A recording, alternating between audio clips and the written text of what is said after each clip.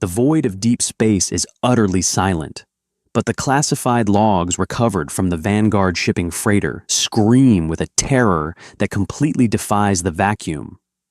Officially, interstellar piracy against human logistics vessels is a statistical anomaly. But when a raiding party of apex predators, a violent species that had systematically dismantled 3 frontier colonies, boarded what they assumed was a defenseless human cargo ship, they made a fatal miscalculation. They expected cowering prey and easy spoils. They didn't realize the freighter was structurally compromised by design, and her human crew wasn't trapped with them. The boarders were trapped with humanity's most brutally efficient problem solvers. Here is the unredacted, true story of the Kepler transit incident. In the official registries of the United Earth Commerce Coalition, the USG Colorado was listed as a Class 4 heavy hauler. She was an ugly, brutalist wedge of scarred titanium and exposed sensor arrays, owned and operated by Vanguard Shipping Corp. She wasn't built for speed, and she certainly wasn't built for combat. Her primary route was the Kepler Transit, a notoriously desolate stretch of space connecting the inner mining colonies to the outer industrial processing hubs. It was a route so boring that crews usually spent the 6-week journey completely submerged in stasis, leaving the automated navigation systems to handle the mundane reality of traveling in a straight line through nothingness. But Captain Damian Calloway ran a different kind of ship. Calloway was a man who had spent 40 years in the deep dark. He had a face like weathered granite and a demeanor so calm it occasionally bordered on the unnerving.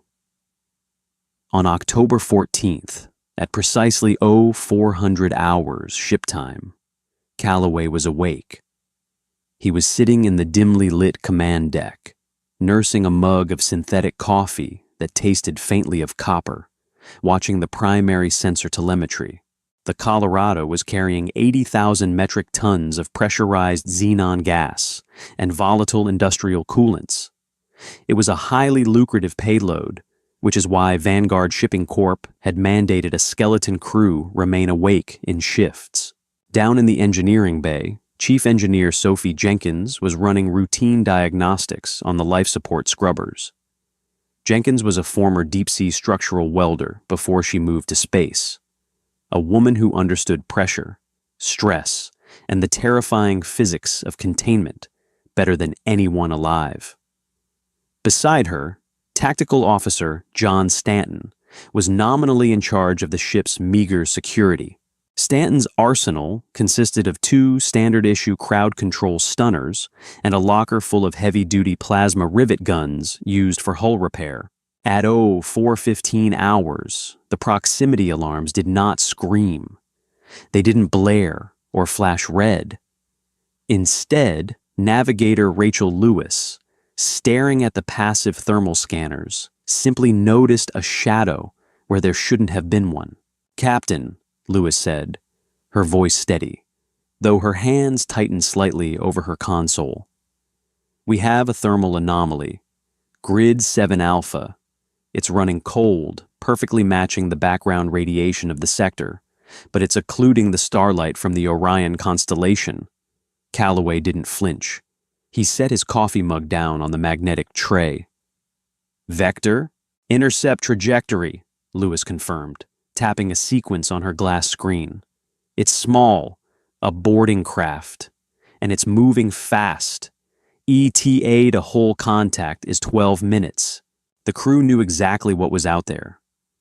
The outer rim had been plagued for 6 months by a highly aggressive, deeply territorial alien species classified by Coalition intelligence as the Krell.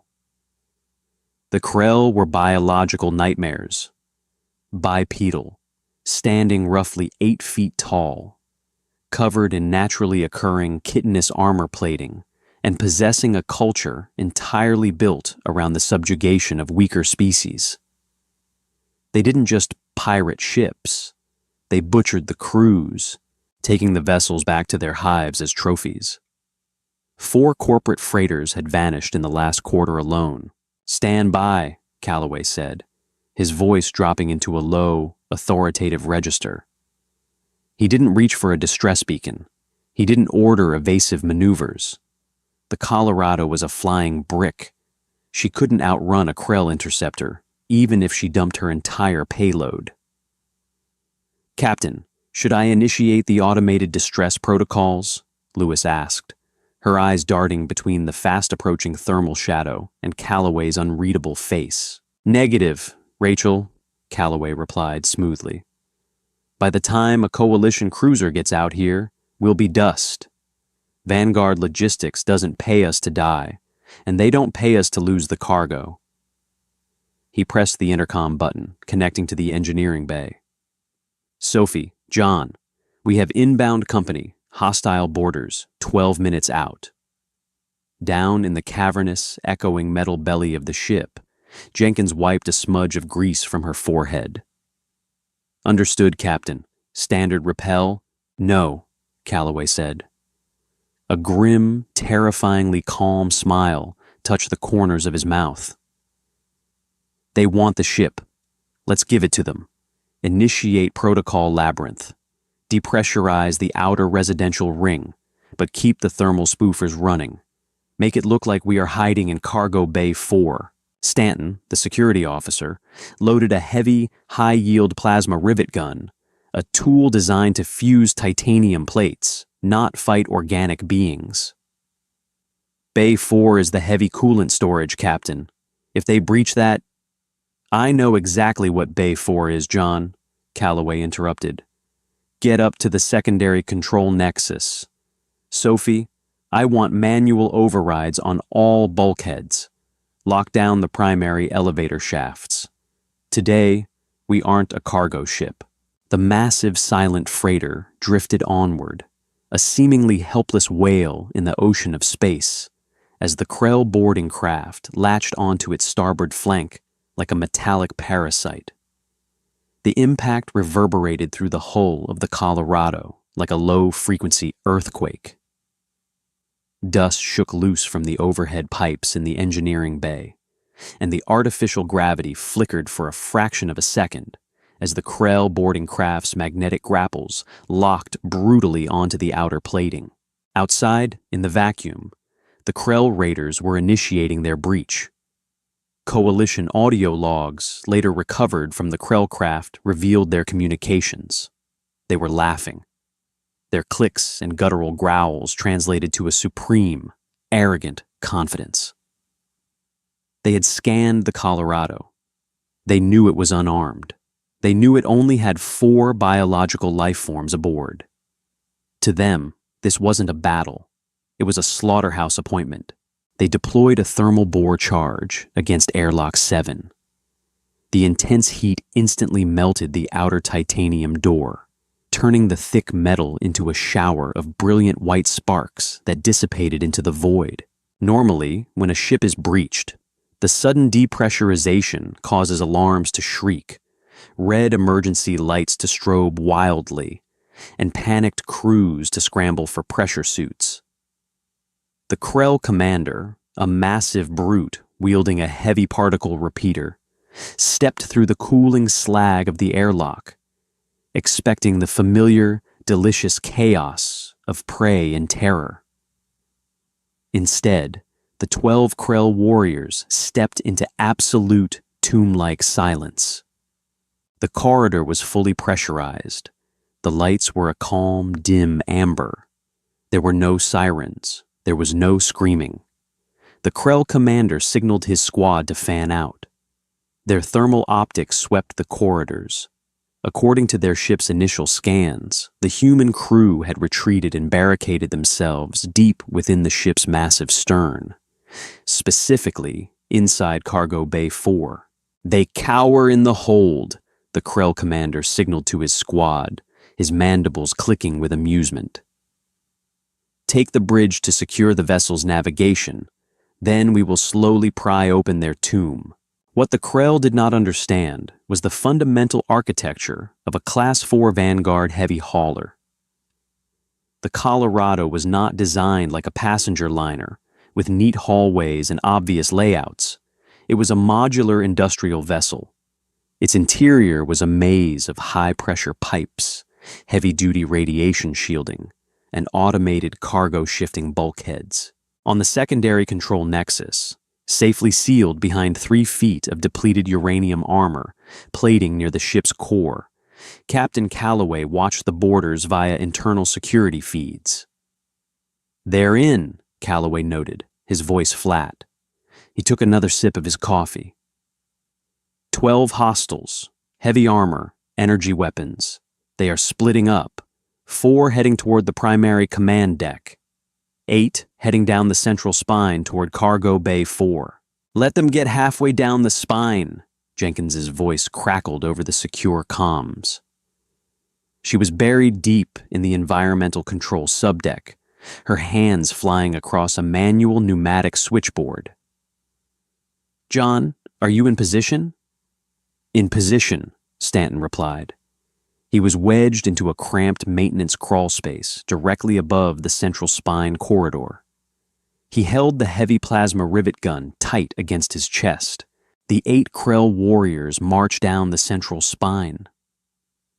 The hallway was wide enough to accommodate heavy cargo loaders, lined with massive reinforced steel doors on either side. They moved with the terrifying speed and precision of apex predators, their weapons tracking every shadow. Then the ship began to change. With a sound like a dying metallic beast, the main blast door directly behind the 8 Krell warriors slammed shut. It didn't slide gracefully. It fired downward with explosive force, driven by the ship's emergency pneumatic system. 2 seconds later, the blast door 50 yards ahead of them crashed down, embedding itself into the deck plating. The Krell stopped. They turned, aiming their weapons at the heavy steel walls. "Sophie," Calloway said over the comms, "kill the lights in the central spine. Kill the gravity." Instantly, the corridor went pitch black.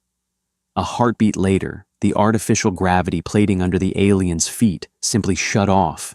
The massive 8-foot-tall, heavily armored warriors suddenly found themselves floating in absolute darkness, their immense physical strength rendered completely useless without friction or leverage. They began to thrash, firing their particle repeaters blindly into the darkness. Bright purple flashes of energy illuminated the corridor, scoring deep burns into the bulkheads, but hitting nothing but empty space. "They're disoriented," Calloway observed calmly. "John, give them a reason to panic." From his crawl space in the ceiling, Stanton aimed his plasma rivet gun downward. He didn't aim at the Krell. He aimed at the high-pressure steam transit pipe running along the wall just below him. He pulled the trigger. A bolt of superheated plasma punched through the pipe. Instantly, pressurized scalding steam at 400 degrees Celsius erupted into the zero-gravity corridor. Because there was no gravity, the steam didn't rise. It expanded outward in a violent, boiling sphere, rapidly filling the sealed-off section of the hallway. The alien comms channels suddenly filled with horrific screeches. Their chitinous armor was designed to deflect energy blasts and physical kinetic impacts. It was not designed to insulate against ambient, enveloping, superheated vapor. The humans weren't running. They had turned their own ship into a weapon.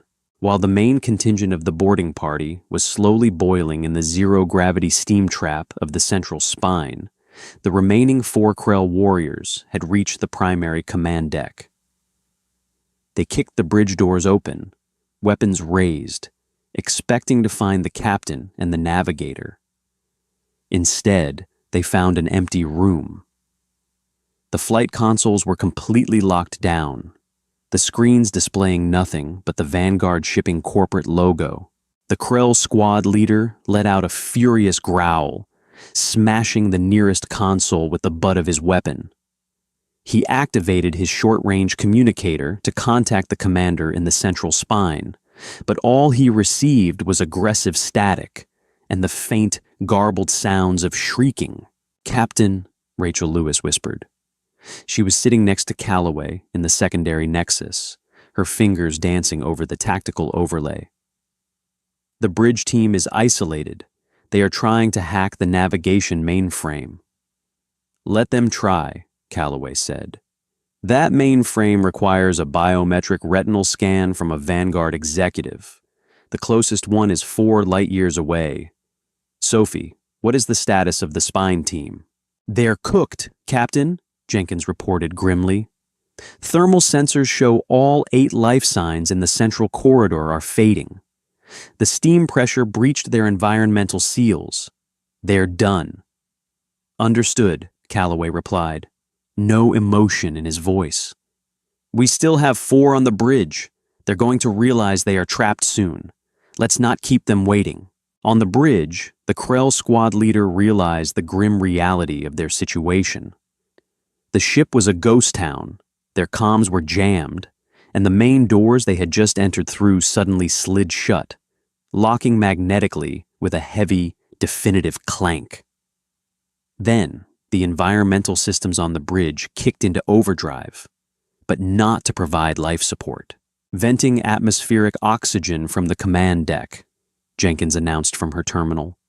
"Pumping in industrial argon gas from the secondary reserves." Argon is an inert, colorless, odorless gas. It doesn't burn, it doesn't explode, but it is heavier than oxygen, and it displaces it rapidly. The Krell on the bridge didn't notice anything at first. They continued to batter at the reinforced doors, trying to cut through with their energy weapons.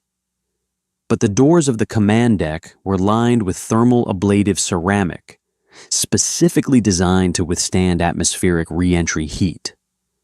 The alien plasma weapons merely scorched the paint. Within 3 minutes, the Creel squad leader began to slow down. His massive chest heaved. He stumbled, shaking his heavy, armored head as his brain was slowly starved of oxygen. The argon was filling the room from the floor up, silently suffocating them. One by one, the fearsome alien warriors dropped to their knees, their weapons slipping from their grasp, their guttural clicks growing faint and weak. Calloway watched them fall via the security feed. He didn't feel triumph. He didn't feel joy. He just felt the cold, hard satisfaction of a job executed with absolute precision. "Life signs on the bridge are flatlining," Lewis reported quietly. "Copy that," Calloway said. "Sophie, scrub the argon from the bridge and repressurize. John, get down to the airlock and secure the boarding craft. Make sure there isn't a pilot left behind. If there is, use the rivet gun." "On my way, Captain," Stanton replied, his boots clanking against the metal grating as gravity was restored to the rest of the ship. The entire engagement had lasted less than 22 minutes. A heavily armed boarding party of the galaxy's most feared predators had been systematically dismantled, outmaneuvered, and eradicated by a middle-aged freighter captain, an ex-welder, a navigator, and a security guard wielding a construction tool. They hadn't fired a single military-grade weapon. They had simply used the brutal, unforgiving environment of their industrial ship to trap and eliminate the threat. Calloway reached over and picked up his synthetic coffee. It was cold. He grimaced, taking a sip anyway. "Rachel," he said, turning back to the navigation console. "Log an incident report with Vanguard Logistics. Tell them we have a slight delay and will be claiming salvage rights on a Krell interceptor." The USG Colorado drifted onward through the Kepler transit, silent and dark, a testament to the terrifying reality that out in the deep black, humans are not the prey. The airlock of the Krell boarding craft smelled of copper, raw ozone, and something sickly sweet that made John Stanton's stomach churn. With his heavy plasma rivet gun raised to his shoulder, the USG Colorado's tactical officer stepped over the cooling slag of the breached door and into the alien vessel. Unlike the brutal, purely functional right angles of the Vanguard freighter, The interior of the Krell interceptor was aggressively organic. The bulkheads were curved, lined with dark, fibrous material that looked more like hardened muscle tissue than metal. Dim, bioluminescent veins pulsed in the walls, casting a sickening purple hue over the cramped corridor. Stanton's boots made no sound on the spongy deck plating. He swept his weapon left, then right. "Captain," he whispered into his comms, the bone conduction earpiece transmitting his voice clearly despite the low volume. "I'm inside the interceptor. Ambient temperature is 38 degrees Celsius. No movement on thermal." "Proceed to the cockpit, John," Calloway's voice came back, as steady and unflappable as ever. "Secure their flight computer. Rachel wants to see if we can extract their nav data." "Copy that." Stanton moved forward, clearing 2 small side compartments. They were empty, save for racks of vicious-looking, jagged kinetic blades. He reached the front of the craft. The cockpit door was already open. Inside, a single Krell pilot sat slumped over a heavily modified flight yoke. The pilot wasn't dead from human weapons. It appeared the rapid pressure differentials caused by the Colorado's pneumatic doors had caused a catastrophic feedback loop in the Krell's environmental suit. Thick, dark fluid stained the control console. Stanton let out a breath he didn't realize he was holding and lowered the rivet gun slightly. "Cockpit clear. Pilot is neutralized. I'm looking at the console now. It's heavily encrypted, but..." Stanton paused. Beneath the low hum of the alien engines, he heard a sound. It was rhythmic, a slow, muffled thudding coming from the rear of the interceptor. "Captain, stand by. I have an acoustic anomaly in the aft section." Stanton spun around, bringing his weapon back up. He moved deliberately down the short, curved corridor toward the rear of the craft. He found a reinforced bulkhead sealed with a heavy, biometric lock. The thudding was louder here. Someone, or something, was hitting the door from the inside. Stanton inspected the locking mechanism. It was structurally similar to the magnetic clamps used on corporate mining drills. Setting his rivet gun to its highest thermal output, Stanton pressed the muzzle against the locking latch and pulled the trigger. The plasma hissed, blindingly bright in the dim purple light. 10 seconds later, the locking mechanism melted into a pool of glowing slag. Stanton kicked the door open and took a step back, ready to fire. A man fell out of the compartment, crashing hard onto the deck. He was human. He wore the shredded, blood-stained remnants of a high-end corporate suit. His face was a canvas of bruises, his left eye swollen completely shut, and his breathing was ragged. "Don't shoot," the man croaked, raising trembling, bruised hands. "Human. I'm human." Stanton quickly secured the area and knelt beside the man. "Captain, you're going to want to hear this. I found a survivor on the Krell ship.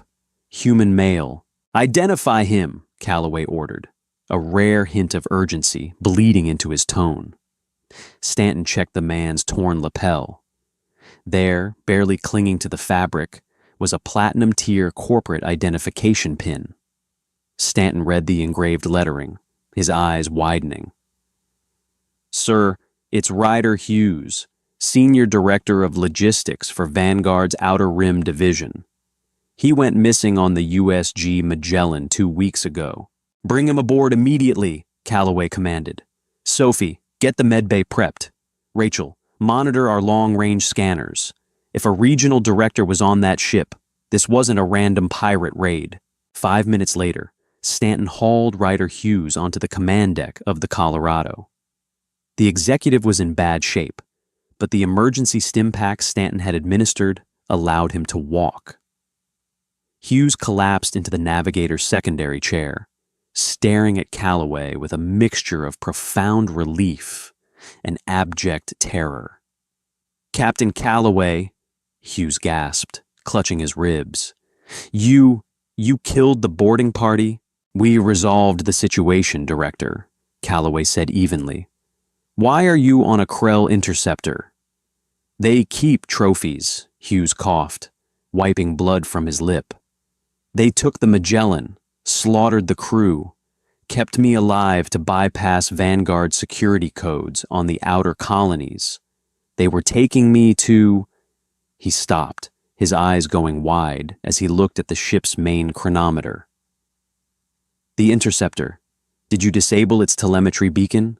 Rachel Lewis's hands flew across her console. Sir, the Krell ship is radiating a passive signal. It's heavily masked in the background cosmic radiation, but it's there. A continuous ping. It's a dead man's switch, Hughes said, his voice dropping to a horrified whisper. Their interceptors don't operate alone. They are tethered to a hive cruiser. If the interceptor's crew vitals flatline, the beacon changes frequency. It stops broadcasting hunting and starts broadcasting salvage. Rachel, Calloway snapped.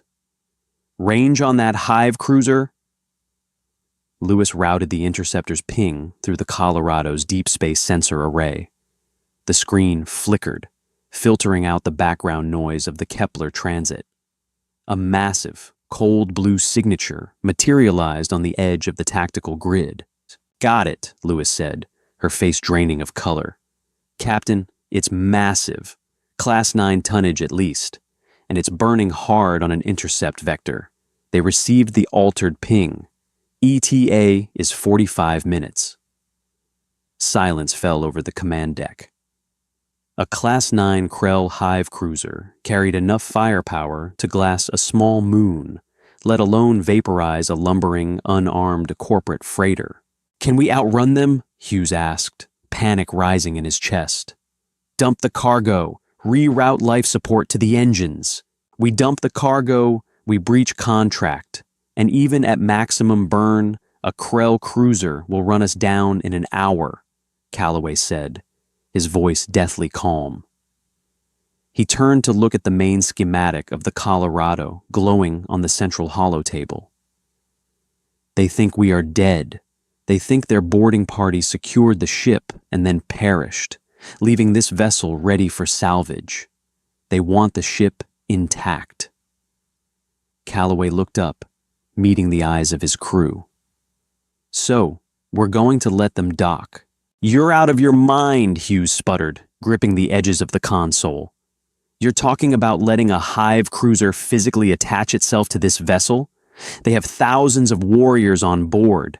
They will peel this ship apart like a ration tin. Director, Calloway said, his tone carrying the weight of absolute authority. You are currently a guest on my ship. I suggest you sit back and let my crew work. Sophie, get up here. Within 3 minutes, Chief Engineer Sophie Jenkins jogged onto the bridge, wiping grease from her hands with a heavy canvas rag. Calloway quickly briefed her on the incoming dreadnought and the telemetry beacon. We have 40 minutes, Calloway said. Can we weaponize the cargo? Jenkins stared at the holographic schematic of the Colorado. Her eyes darted over the pressure readings, the structural load-bearing pillars, and the massive glowing green tanks representing Cargo Bay 4.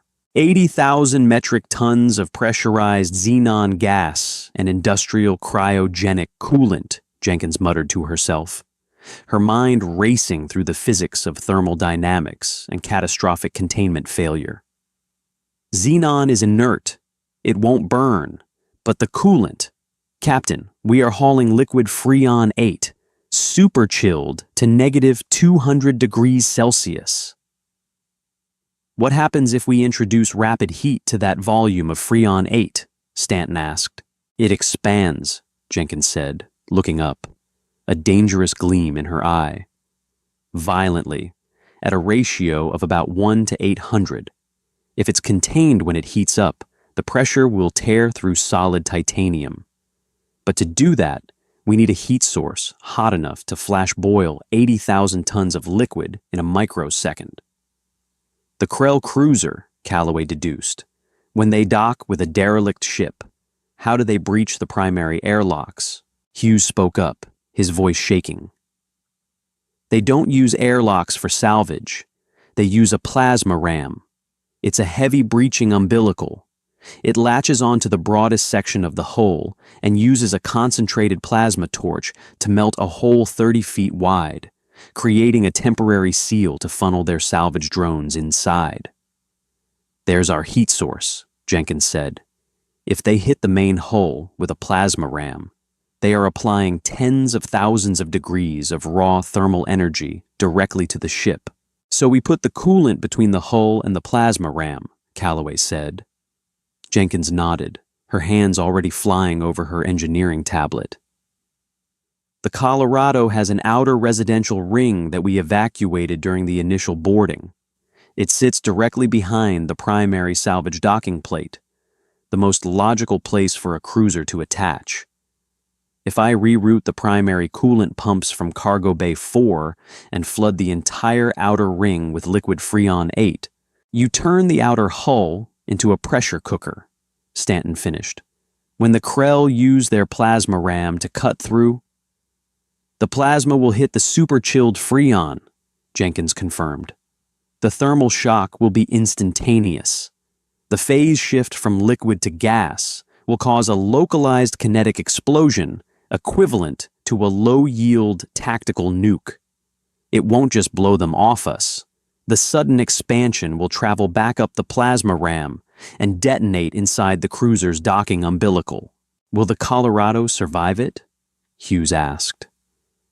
The inner hull is reinforced with 3 feet of depleted uranium and shock-absorbent aerogel to protect the engine core, Jenkins explained. It will rattle our teeth out, and we'll lose the entire outer residential ring, but the inner spine should hold. Probably. Get it done, Calloway ordered. John, I need you back on the Krell interceptor. Hook its main transmitter directly into our communications array. Rachel, you are going to spoof the interceptor's dead man switch. Lewis cracked her knuckles. What's the play, Captain? The cruiser thinks the boarding party is dead. I want you to feed the cruiser's automated systems our exact structural schematics, highlighting the primary salvage plate as the most viable breach point. Invite them right into the trap. For the next 35 minutes, the Colorado became a hive of frantic, hyper-focused activity. In the engineering bay, Jenkins bypassed 17 safety protocols, manually ripping out the corporate governors on the heavy-duty industrial pumps. The deep, rumbling vibration of 80,000 tons of liquid moving through the ship's veins filled the corridors. The temperature inside the Colorado plummeted as the super-chilled Freon 8 flooded the hollow space of the outer ring, turning the exterior of the ship into a massive, pressurized freezing tank. Frost began to form on the interior bulkheads, creeping along the metal like creeping ivy. On the bridge, Lewis wrestled with the alien code. She wasn't a linguist, but math was universal.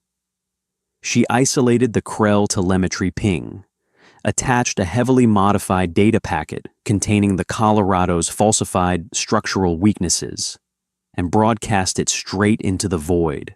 Pumps are at maximum capacity, Jenkins reported over the comms, her teeth chattering slightly from the dropping ambient temperature. Outer ring is flooded. We are holding back an ocean of liquid nitrogen equivalent. Pressure is redlining. If they don't hit us soon, our own hull is going to rupture from the cold stress. Hold it together, Sophie, Calloway said. He stood at the viewport, staring out into the absolute blackness. Captain, Lewis said quietly. Visual range. Space itself seemed to blot out. The stars of the Orion constellation vanished, swallowed by an immense jagged silhouette. The Krell Hive cruiser was a leviathan of war. It was 3 miles long, built of dark, pitted metal that absorbed the faint starlight. Vast engine nacelles glowed with a sickly, radioactive green light, and the hull was bristling with heavy particle cannons and point defense batteries. It dwarfed the Colorado, making the heavy hauler look like a pilot fish next to a great white shark. "They're scanning us," Lewis reported. "Heavy LiDAR and penetrating thermal sweeps." Hughes gripped his seat, sweating despite the freezing temperature on the bridge. "If they see the coolant in the outer ring—" "They won't," Calloway said smoothly.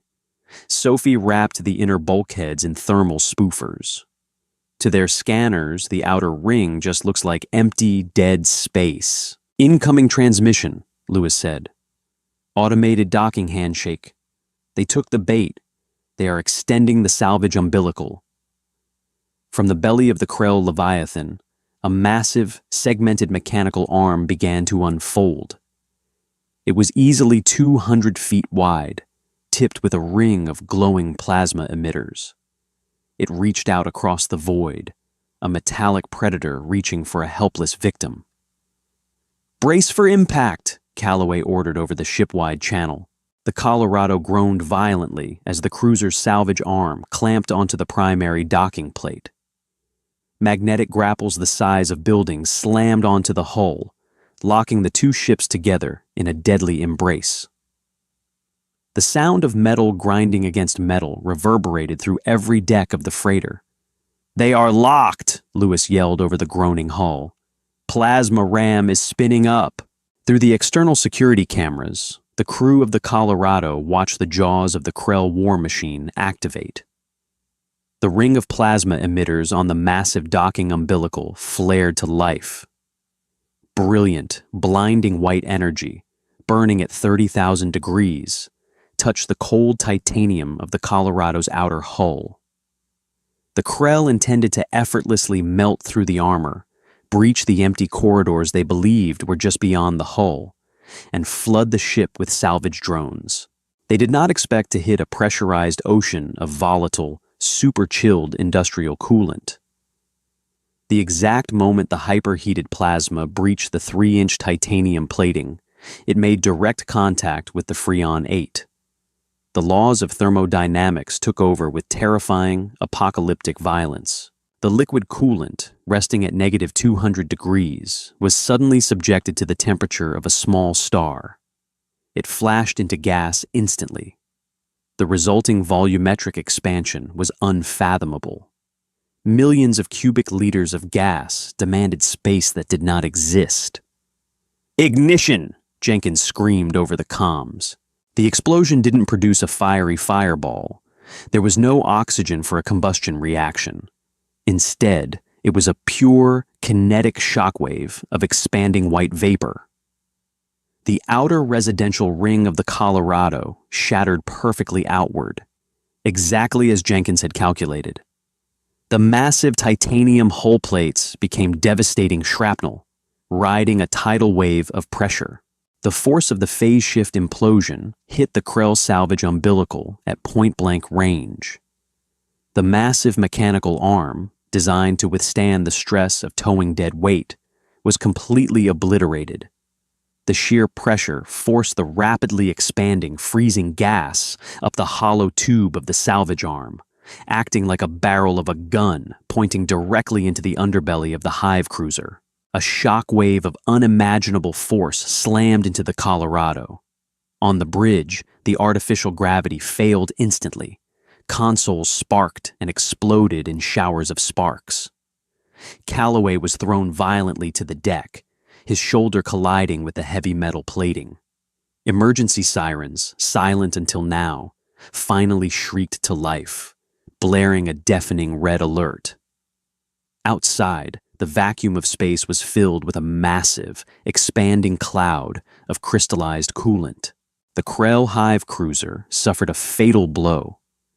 The pressurized blast of gas and titanium shrapnel shot up the umbilical and breached their primary engineering decks.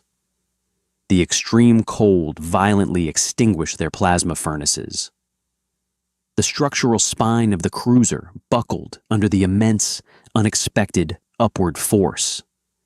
Secondary explosions, colored toxic green and brilliant purple, began to ripple across the hull of the alien Leviathan, as its dark matter engines cascaded out of containment. "Damage report!" Calloway barked, pulling himself up using the edge of the navigator's console. The bridge was bathed in the harsh, strobing red light of emergency reserves. "Outer hull is gone!" Jenkins yelled over the comms, her voice tight with pain and adrenaline. "We are down to the inner armored spine. Primary engines are offline, but the core is stable. Life support is operating on secondary batteries. We are bleeding atmosphere in Sector 4, but auto bulkheads are sealing." "Rachel," Calloway called out. "Talk to me." Lewis was strapped into her chair, a gash on her forehead, leaking blood into her eyes. She wiped it away and stared at the flickering sensor screen. "Captain," she breathed, her voice trembling with awe. "The cruiser, it's breaking apart." On the visual feed, the massive Krell warship was dying. The kinetic shockwave had cracked its keel. The alien vessel was slowly drifting backward, spinning wildly out of control, venting atmosphere, debris, and alien bodies into the cold void. A massive silent explosion tore through its aft section, severing its engine block entirely. The apex predators of the sector had been crippled by a freighter carrying glorified refrigerator parts. Ryder Hughes unbuckled himself from the secondary chair and stumbled forward, staring out the main viewport at the dying dreadnought. He looked at Calloway, his eyes wide with a profound, terrifying respect. "You didn't just beat them," Hughes whispered. "You broke their back." "They tried to steal my ship, Director," Calloway said, his voice returning to its characteristic, granite-like calm as he dusted off his Vanguard shipping uniform. "I take that personally," Calloway pressed the ship-wide intercom. "John, Sophie, excellent work. Secure your stations and begin damage control protocols. Rachel, fire up the emergency distress beacon. I think it's finally time we let the Coalition Navy know where we are. Tell them to bring a tow truck." He reached down to the floor, picked up his magnetic coffee mug, which had miraculously survived the kinetic impact, and placed it back on his console. "And Rachel," Calloway added, a rare, genuine smile touching his lips. "When you contact Vanguard Logistics, be sure to update our manifest. We seem to have expended our coolant reserves. But tell them we've secured a very large, very broken Krell cruiser as collateral." The USG Colorado, battered, stripped of its outer armor, but stubbornly alive, drifted in the expanding cloud of ice and debris. It was a silent, unyielding monument to a simple, universal truth. Out in the deep black, humans are not trapped with the horrors of the galaxy. The horrors of the galaxy are trapped with them. The immediate aftermath of a catastrophic kinetic event in a vacuum is defined by its profound, unsettling silence. There is no roar of collapsing structures, no wind rushing to fill a void, just the bone-deep vibration of tortured metal settling into a new, broken equilibrium. Aboard the USG Colorado, the primary lighting had completely failed, leaving the surviving crew bathed in the harsh, strobing crimson of emergency LEDs. The air was already growing thin and bitterly cold. Frost was creeping across the interior bulkheads, tracing jagged patterns over the reinforced, depleted uranium of the ship's surviving inner spine. Captain Damian Calloway pushed himself off the deck, his joints popping loudly in the oppressive quiet. The artificial gravity was offline, but the magnetic boots of his uniform kept him anchored to the floor plating. He looked around the devastated command deck. The main viewport, previously a single, flawless sheet of transparent aluminum, was now spider-webbed with microfractures, offering a distorted, kaleidoscopic view of the carnage outside. "Damage report," Calloway said. His voice was steady, but the breath pluming from his mouth in thick white clouds betrayed the rapidly deteriorating environmental conditions. Chief Engineer Sophie Jenkins was already halfway inside an exposed access panel, her heavy magnetic boots locked to the wall. She pulled a diagnostic tablet from the tangled mess of optical cabling. Her face, illuminated by the tablet's blue glow, was grim. "It's bad, Captain," Jenkins reported, her voice tight. The phase shift explosion did exactly what it was supposed to do, but the kinetic feedback sheared our primary communications array right off the dorsal hull. We have no long-range telemetry, no distress beacon. The blast also fused the secondary life support scrubbers. We are currently breathing whatever recycled oxygen is left in the inner spine. Ryder Hughes, the Vanguard logistics director they had rescued from the Krell interceptor, was clutching a bruised rib, his expensive corporate suit now smeared with grease and his own blood. "How long?" Hughes rasped, panic edging into his tone. "How long until we suffocate?" "We won't suffocate," Jenkins corrected him sharply, pulling herself out of the access panel. "We'll freeze first. The Freon blast stripped our thermal insulation. Ambient temperature in the corridor is already dropping past -10°C. The core is intact, but without the primary conduits, I can't route heat to the command deck. We have maybe 4 hours before hypothermia makes us too sluggish to think, and maybe 6 before the air fully crystallizes in our lungs." Tactical Officer John Stanton had managed to pry open a jammed weapons locker and was checking the charge on his plasma rivet gun. "So, we are adrift in the Kepler transit, completely dark, slowly freezing to death, surrounded by the wreckage of a Krell hive cruiser. Rachel, what's the status of the enemy?" Navigator Rachel Lewis was manually patching a backup power cell into her sensor console. The screen flickered to life, rendering a chaotic, three-dimensional map of the debris field. The Krell dreadnought had been physically broken in half by the pressurized explosion. Its massive spine snapped like a dry twig. "The hive cruiser is dead in the water," Lewis confirmed, tracing the thermal signatures on her screen. "Their primary dark matter containment failed. The aft section is entirely dead. However," she paused, her fingers flying across the glass interface to enhance the resolution. "Captain, the forward section, the command prow, is still radiating a low-level energy signature. Their auxiliary power is running, which means their localized life support might still be active. And more importantly," Calloway interjected, leaning over her shoulder, "their communication arrays are housed in the forward prow. If they have auxiliary power, their subspace transmitter is likely still functional." Hughes stared at Calloway, his jaw dropping in disbelief. "You cannot be serious. You want to board the Hive cruiser, the ship we just blew up? There could be hundreds of surviving Krell warriors over there. They are apex predators, Calloway. If they catch us, they kill us," Calloway interrupted, his voice dropping to a terrifyingly calm register.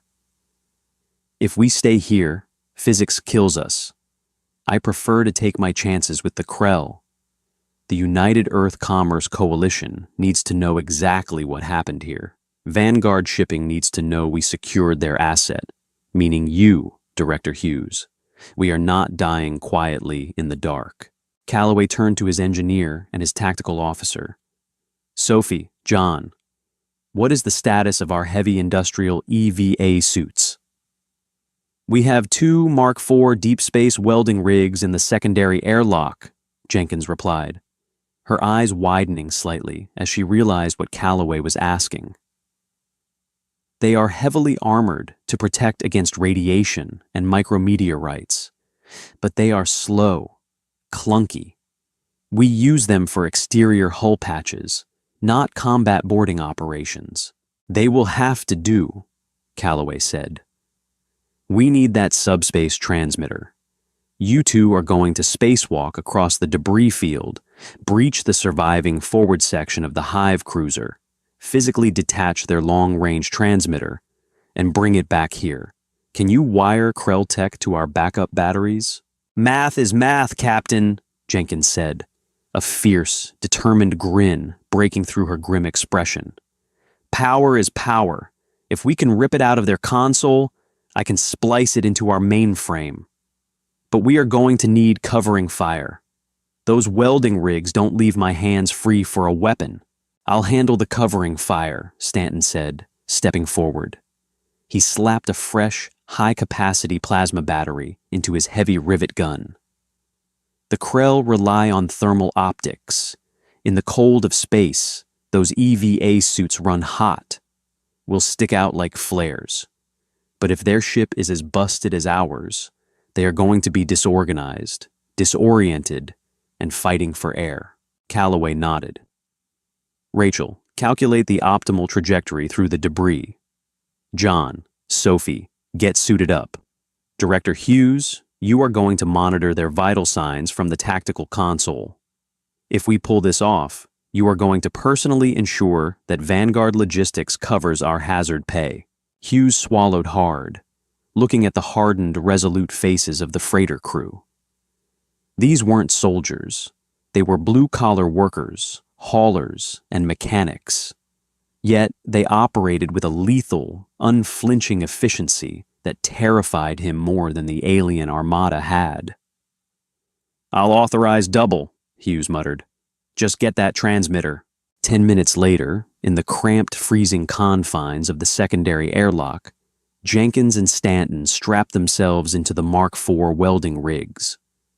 The suits were massive, bulbous monstrosities of thick, yellow-painted titanium, jointed with heavy servos and lined with lead shielding. They looked more like miniature bipedal tanks than spacesuits.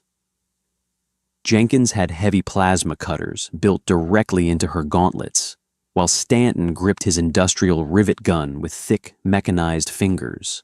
Depressurizing, Calloway's voice crackled over their helmet comms. The heavy outer doors of the airlock groaned and slid apart, revealing the absolute, terrifying expanse of the deep black. The void was filled with an expanding, chaotic dance of crystallized coolant, jagged shards of titanium from the Colorado's outer hull, and massive chunks of biomechanical Krell wreckage. Directly ahead of them, roughly 400 meters across the zero-gravity chasm, floated the severed forward half of the Krell Hive cruiser. It was a jagged, bleeding mountain of dark metal, slowly rotating against the backdrop of the Milky Way. Tethers locked, Stanton confirmed, securing a heavy braided steel cable to the airlock ring. We are stepping off. See you in a few, Captain. With a hiss of localized maneuvering thrusters, the engineer and the tactical officer launched themselves into the graveyard of their own making. The journey across the void was agonizingly slow. The Mark IV suits were not built for agile zero-gravity acrobatics. They were designed to keep operators perfectly still while fusing heavy starship plating. Stanton and Jenkins drifted through the silent wreckage, using short, controlled bursts from their nitrogen thrusters to avoid the spinning shrapnel. Keep your eyes peeled, John, Jenkins murmured over the private comms channel. Her breathing was steady, the sound amplified in the confines of her helmet. Some of these Krell debris chunks are big enough to hide an interceptor. I'm tracking, Stanton replied, panning his heavy helmet left and right. His visor's HUD highlighted jagged edges of metal and frozen pools of alien fluids. They approached the jagged, sheared-off stern of the Krell cruiser's forward section. The phase shift explosion had violently separated the ship, leaving massive, hollow arteries of biomechanical corridors exposed to the vacuum of space. Thick, dark, frozen fluid, like blackened blood, hung in grotesque crystalline spheres around the rupture. I'm seeing an access conduit on Deck 4, Jenkins said, pointing a heavy, mechanized finger toward a dark, cavernous tunnel in the wreckage. Looks like it was a primary transit spine leading directly toward the bridge. If they followed standard dreadnought architecture, the comms array will be housed directly beneath the command nexus. "Lead the way," Stanton said, bringing his rivet gun up, resting the heavy barrel against his mechanized forearm. They maneuvered into the massive, dark tunnel. The moment they crossed the threshold of the alien vessel, the ambient lighting of their suits reflected off the walls. The interior was a nightmare of organic-looking architecture. The walls were lined with ribbed cartilaginous structures that seemed almost bone-like, fused seamlessly with heavy, dark metal armor plating. "Gravity is completely offline," Jenkins noted, grabbing a ribbed handhold to pull her massive suit forward. "And the ambient temperature inside this section is matching the void. The blast flash froze their atmospheric reserves. If there are any survivors, they are relying entirely on their internal suit heaters." They moved deeper into the carcass of the ship. The silence was absolute, broken only by the mechanical hum of their suit servos and their own breathing. As they navigated a twisted junction, Stanton raised his hand, signaling Jenkins to stop. "Thermal contact," Stanton whispered, his eyes locked on his HUD. Dead ahead, large, moving slow, at the end of the corridor, pulling itself along the bulkhead, was a Krell warrior. It wasn't a standard raider like the ones that had boarded the Colorado. This was a Praetorian, an elite guard standing nearly 10 feet tall, clad in heavy, ceremonial armor that looked like hardened, spiked obsidian. The creature was badly wounded. One of its lower arms was missing, cauterized by some internal explosion, and its helmet was cracked, venting a faint mist of its own atmosphere. But it was still alive, and in its remaining hand, it gripped a heavy, double-bladed kinetic halberd. The Praetorian stopped. Its cracked helmet slowly turned toward the two massive, yellow-painted human EVA suits. Even dying, the creature's posture radiated a terrifying predatory malice. It raised its halberd, the blades humming with a sickening, localized gravity distortion field, and kicked off the wall, launching itself directly at them through the zero-gravity corridor. "Contact!" Stanton shouted. He didn't try to aim for the creature's heavily armored torso. He knew industrial plasma couldn't pierce Praetorian plate mail. Instead, Stanton aimed the rivet gun at the bulkhead directly beside the charging alien and fired. The superheated plasma bolt slammed into a cluster of frozen, pressurized alien coolant pipes running along the wall. The pipes ruptured violently. The sudden release of expanding gas in the zero-gravity environment created a localized concussive shockwave. The force of the blast slammed into the charging Praetorian, altering its trajectory. The alien spun wildly out of control, its heavy armor working against it in the frictionless environment. "Sophie! The deck!" Stanton yelled. Jenkins didn't hesitate. She activated the heavy plasma cutters built into her gauntlets. Two beams of blinding white-hot energy shot forward.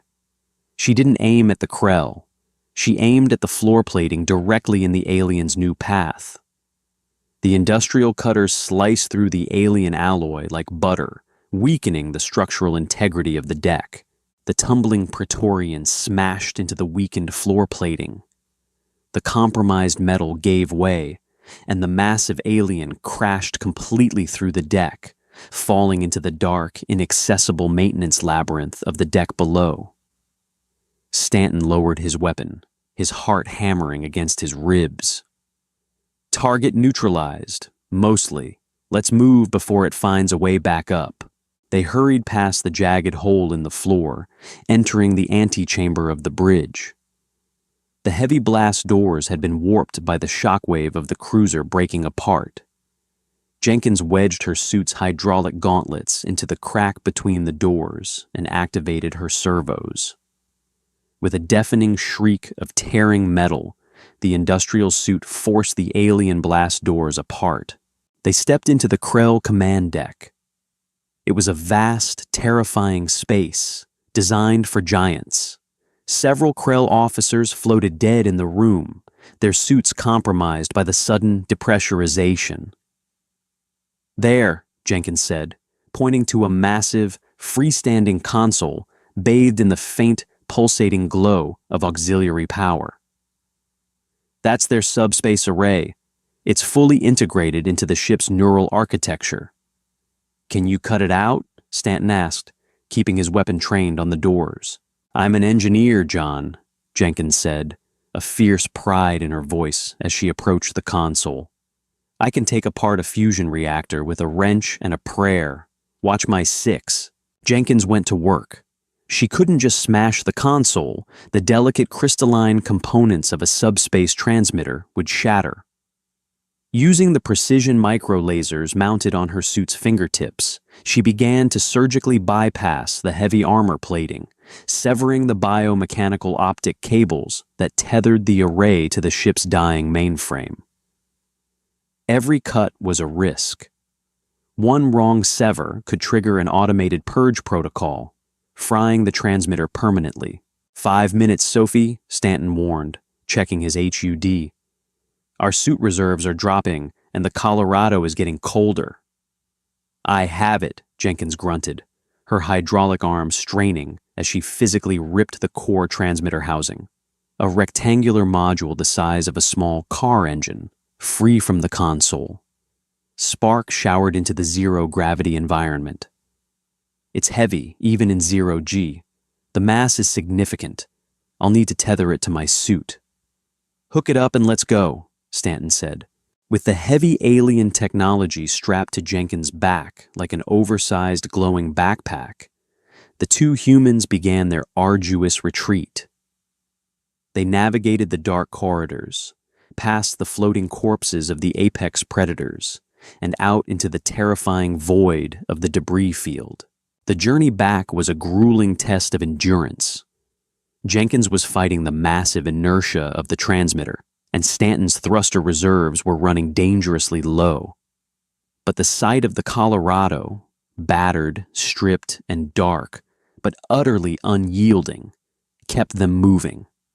They hit the secondary airlock hard, their magnetic boots slamming into the deck plating. "Captain, we are in," Stanton gasped over the comms, his voice ragged with exhaustion. "We have the package." "Cycle the airlock," Calloway's voice came back instantly. "Bring it to the engineering bay. Rachel is already prepping the splice. We are running out of time." The engineering bay of the Colorado was a freezing, dimly lit cavern. The ambient temperature had dropped to -15 degrees Celsius. Captain Calloway, Director Hughes, and Navigator Lewis were huddled around the main diagnostics table, their breath freezing in the air, wrapping themselves in heavy thermal emergency blankets. The heavy doors hissed open, and Jenkins and Stanton clanked into the room, their yellow EVA suits scarred and scorched.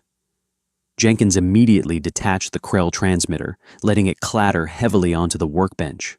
"It's a quantum-entangled subspace array," Jenkins said, her teeth chattering as she popped the seal on her helmet.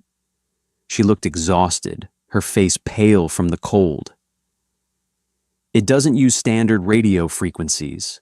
It folds space to send a signal instantaneously. If I hook this up to our backup fusion cell, we can bypass local comms entirely and scream directly into the United Earth Commerce Coalition's secure frequency." "Do it," Calloway ordered.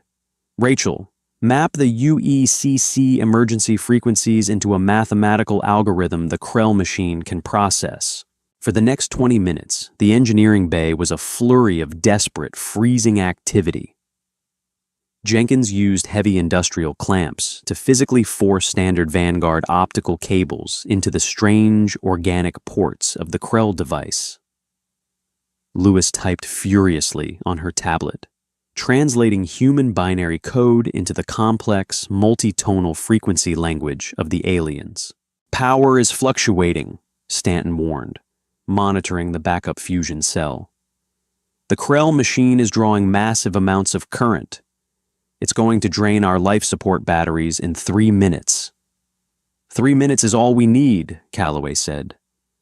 Rachel, send the signal. Lewis hit the execute command. Use. The alien transmitter glowed violently, a blinding localized flash of violet light, illuminating the freezing engineering bay. The machine hummed with a frequency that vibrated deep in the marrow of their bones. For 10 agonizing seconds, the machine drew power, plunging the rest of the ship into absolute pitch-black darkness. Then the violet light faded. The hum died. The Creel transmitter sparked, hissed, and went completely dead, thoroughly burned out by the incompatible human voltage. Silence descended again, heavier and colder than before. Did it go through? Hughes asked, his voice shaking violently from the cold. I don't know, Lewis whispered, staring at her blank tablet. The data packet was sent, but whether it reached a UECC relay before the transmitter fried, I can't confirm. We did everything we could, Calloway said calmly, wrapping his thermal blanket tighter. Now we wait. They waited. 1 hour passed. The temperature dropped to -20. Ice began to form on the interior bulkheads, cracking softly in the quiet. Stanton sat on a crate, his rivet gun resting on his knees. Jenkins leaned against the frozen hull, her eyes closed, conserving energy. Hughes was shivering uncontrollably, staring at the floor. Calloway stood perfectly still, looking out the cracked engineering viewport into the dark debris field. 2 hours. The emergency LEDs began to fail, one by one, plunging the bay into deeper shadows. The cold was becoming an agonizing physical weight, slowing their thoughts, urging them to just close their eyes and sleep. At 2 hours and 45 minutes, a sound broke the silence. It wasn't an alarm. It wasn't the groaning of the hull. It was a heavy, metallic thud, followed by a deep, resonant vibration that echoed through the bones of the Colorado. Stanton jerked awake, raising his weapon. Boarders? No, Calloway said, his voice a dry rasp. He was pointing out the viewport. Outside, the darkness of the void had been banished. The space surrounding the Colorado was bathed in the brilliant, blinding white glare of military-grade floodlights. Drifting slowly into view, dwarfing even the ruined Krell hive cruiser, was a ship of magnificent, terrifying scale. It was a sleek, heavily armored spearhead of polished titanium and glowing blue ion engines. Painted on its massive flank, illuminated by the floodlights, was the emblem of the United Earth Commerce Coalition, and beneath it, the name UECC Vengeance. It was a Titan-class dreadnought, the absolute pinnacle of human naval superiority. Behind the Vengeance, 3 more heavy cruisers materialized from slipspace, their weapons hot, their sensors sweeping the debris field. The secondary comms console on the wall suddenly crackled to life, breaking through the static. Vanguard Freighter Colorado, this is Fleet Admiral Cole of the UECC Navy. We received your blind jump distress signal. We are locked onto your position and deploying heavy rescue and salvage teams.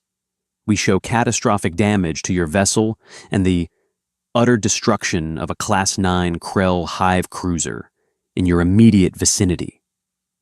The Admiral's voice paused, and when he spoke again, the crisp military professionalism was tinged with absolute disbelief. Colorado, did a Vanguard convoy pass through here? Who engaged the enemy dreadnought? Captain Damian Calloway pressed the manual override on the wall console. He cleared his throat, standing tall despite the freezing temperature. Admiral Cole, this is Captain Calloway of the USG Colorado. No convoy passed through here. We engaged the enemy boarding party. We weaponized 80,000 tons of liquid Freon 8 to repel their cruiser. We are currently adrift, operating on zero power, and requesting a towback to the nearest logistics hub." There was a long, stunned silence on the open frequency. "Copy that, Captain Calloway," Admiral Cole finally replied, his voice filled with a quiet, profound respect. "Rescue teams are breaching your secondary airlock now. Stand down, Colorado. We have the watch." 10 minutes later, heavily armed UECC Marines in pristine power armor breached the engineering bay. They came expecting a slaughter. They found a shivering corporate director, a navigator, a mechanic, and a security guard, all led by a captain who looked mildly inconvenienced. Lieutenant Commander Briggs, the leader of the Marine detachment, stepped into the bay, his helmet retracting to reveal a stunned expression. He looked at the frost covering the walls, the scorched jury-rigged Krell transmitter on the workbench, and the battered crew. "Captain Calloway?" Briggs asked, saluting sharply. "We have heated med-evac shuttles waiting." "Sir, the debris field out there. Naval intelligence is losing their minds. They said a freighter couldn't do that." Calloway returned the salute slowly. He reached over to the diagnostics console and picked up his synthetic coffee mug. It was completely frozen solid. "They were right, Commander," Calloway said, his lips twitching into a hard, proud smile. "A freighter couldn't do it, but a human crew could. Now, if you don't mind, Director Hughes has promised us double hazard pay, and I need a hot cup of coffee." As the rescue teams ushered the crew out of the freezing dark, the USG Colorado drifted silently in the glare of the military floodlights. It was ruined, gutted, and frozen. But in the annals of galactic history, the rusted Vanguard heavy hauler would never be remembered as a victim. It would be remembered as a terrifying monument, a warning broadcast to every hostile species in the deep black. Humanity doesn't need warships to break you. They just need gravity, pressure, and a reason to fight back. Thank you for surviving this epic journey with the crew of the USG Colorado. The absolute ingenuity and sheer, stubborn willpower of humanity is what makes HFY stories so incredibly thrilling to share with you all. If you enjoyed watching a crew of blue-collar workers tear down an apex predator's warship with nothing but physics and grit, you must hit that like button right now. It tells the algorithm to push this story to more sci-fi fans across the galaxy. Share this video with anyone who loves a brilliant underdog story. And don't forget to subscribe and ring the notification bell so you are the first to know when our next massive sci-fi deep dive drops. Your support keeps these stories alive. Drop a comment below. What was your favorite twist in the Kepler transit incident? Stay safe out there, and we will see you in the next transmission.